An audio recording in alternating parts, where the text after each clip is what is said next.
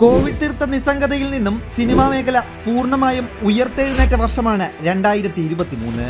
2019 മുതൽ ഇങ്ങോട്ട് പലപ്പോഴും തിയേറ്ററുകൾ അടച്ചിട്ട നിലയിലായിരുന്നു.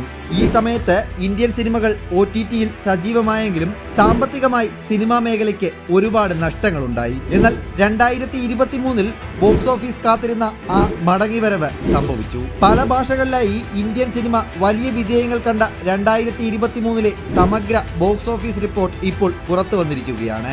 പ്രമുഖ മീഡിയ കൺസൾട്ടിംഗ് സ്ഥാപനമായ ഓർമാക്സ് മീഡിയയാണ് റിപ്പോർട്ട് പുറത്തിറക്കിയിരിക്കുന്നത്. ഈ കണക്ക് പ്രകാരം ഇന്ത്യയിലെമ്പാടുമുള്ള സിനിമാ തിയേറ്ററുകൾ ചേർന്ന് 2023 വിറ്റത് 94.3 കോടി ടിക്കറ്റുകളാണ്. ഇതിലൂടെ ലഭിച്ച ആകെ ഗ്രോസ് കളക്ഷൻ 12,226 കോടി രൂപയാണ്. ഇന്ത്യൻ സിനിമയുടെ ചരിത്രത്തിലെ തന്നെ ഏറ്റവും വലിയ വാർഷിക കളക്ഷനാണിത്. ഇന്ത്യൻ ബോക്സ് ഓഫീസിൽ 12,000 കോടിക്ക് മുകളിൽ വാർഷിക കളക്ഷൻ വരുന്നതും ഇത് ആദ്യമായാണ്. എന്നാൽ ടിക്കറ്റ് വിൽപ്പനയിൽ കോവിഡിന് ശേഷമുള്ള വർഷങ്ങളെ മറികടന്നെങ്കിലും 2017, 18, 19 വർഷങ്ങളെക്കാൾ കുറവാണ് 2023 ടിക്കറ്റ് വിൽപ്പന. കോവിഡ് കാല തകർച്ചയ്ക്ക് ശേഷം ഹിന്ദി സിനിമയുടെ തിരിച്ചുവരവ് കൂടി കണ്ട വർഷമാണ് 2023. ചരിത്രത്തിലെ ഏറ്റവും മികച്ച കളക്ഷനുമായി ബോളിവുഡ് തന്നെയാണ് ഇന്ത്യൻ സിനിമയിൽ കളക്ഷനിൽ ഒന്നാമതായത്.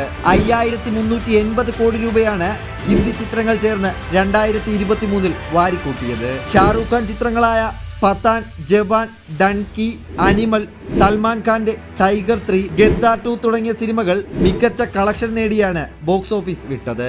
തമിഴിൽ നിന്ന് രജനീകാന്തിന്റെ ജയിലറും വിജയുടെ ലിയോയും മികച്ച നേട്ടങ്ങളുണ്ടാക്കിയ ചിത്രങ്ങളാണ്. എല്ലാ ഭാഷകളിലുമായി 1000-ലധികം ചിത്രങ്ങൾ റിലീസ് ചെയ്യപ്പെട്ടപ്പോൾ ആകെ കളക്ഷന്റെ 40% 10 ചിത്രങ്ങളിൽ നിന്നാണ്. ഹിന്ദി ചിത്രങ്ങളായ ജവാൻ, അനിമൽ, പഠാൻ, ഗദ്ദാർ 2 എന്നിവ ഇന്ത്യയിൽ നിന്ന് 600 കോടിയിലധികം നേടിയപ്പോൾ തമിഴ് ചിത്രങ്ങളായ ജയിലറും ലിയോയും രാജ്യത്ത് നിന്ന് മാത്രം 400 കോടിയിലധികം നേടി. 2023 പോലെ തന്നെ പ്രതീക്ഷയോടെയാണ് 2024 സിനിമാ ലോകം കാത്തിരിക്കുന്നത്.